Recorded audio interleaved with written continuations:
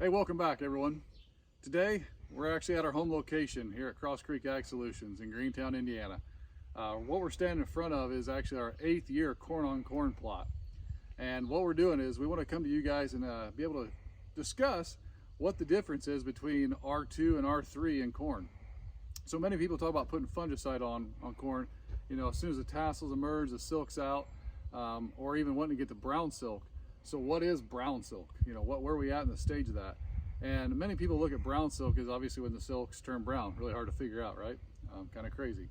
But what is that? So brown silk really is when we get to that more R3 stage. And what is R3? Well, R3 is actually around 18 to 20 days past R1, which R1 is tassel emergence and pollen shedding and hitting the silk. So 18 to 20 days, this corn plot actually was tassel and silks were coming out on most of it around that July 10th to 15th time frame, depends on what maturity you're talking about.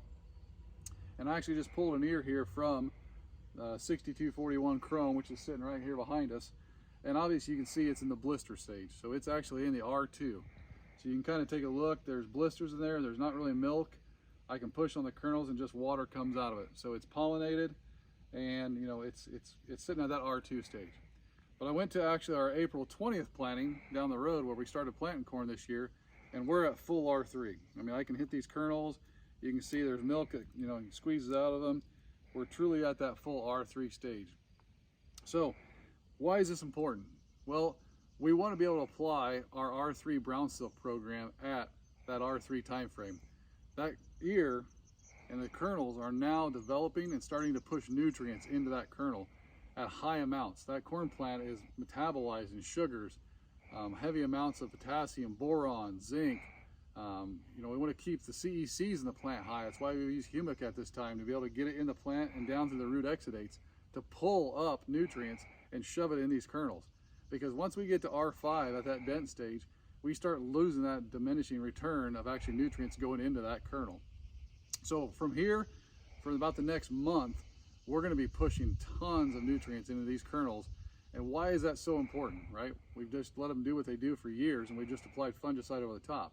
And I'm not saying that's a bad thing if we have disease pressure, but we've walked a lot of these fields and we just don't have the disease pressure that we were anticipating and seeing.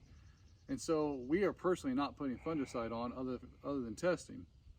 But we are putting potassium, boron, zinc, humica, draft, antioxidants, Exceed, nano brown sugar.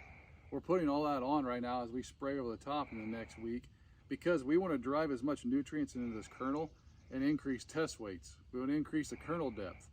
We're going to help this plant get to its full maturity while allowing this ear to do what it was designed to do and what God designed to do in these cobs. We want these cobs to be extremely healthy so that this cob is not dying off and has plenty of nutrients and plenty of water and plenty of just the ability to move that nutrient load into that kernel.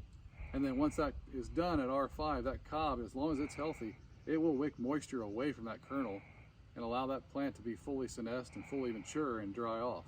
So stay tuned as we keep going, but if you guys are interested in what we're doing for our brown silk program, most of us in the Midwest, it's time to start doing this. So if you have a ground rig and you have the ability to use your sprayer to go over the top, right now is the time to be calling us and getting our program put together for you and get that R3. If you're past that R3 time frame, call us, we'll discuss what could happen. But if you're nearing that, or if you're coming out of this stage here and getting into the R3 here, call us. We can help you.